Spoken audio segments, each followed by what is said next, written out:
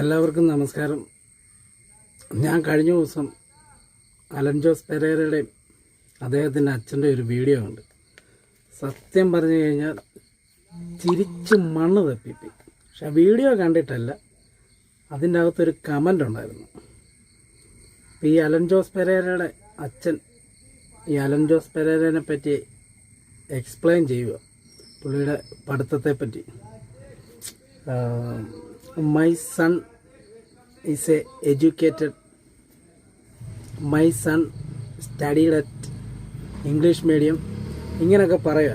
ഇത് കേട്ടപ്പോൾ എനിക്ക് പെട്ടെന്ന് ഓർമ്മ വന്നത് ജഗതി ഒരു സിനിമയ്ക്കകത്ത് ദിസ് ഈസ് എ കാർ എന്ന് പറയുന്ന ഒരു ഭാഗമാണ് പെട്ടെന്ന് ഓർമ്മ വന്നത്.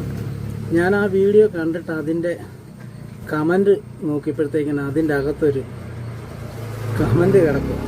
സത്യം പറഞ്ഞാൽ അത് ഓർത്തോർത്ത് ചിരിച്ചു പോയി.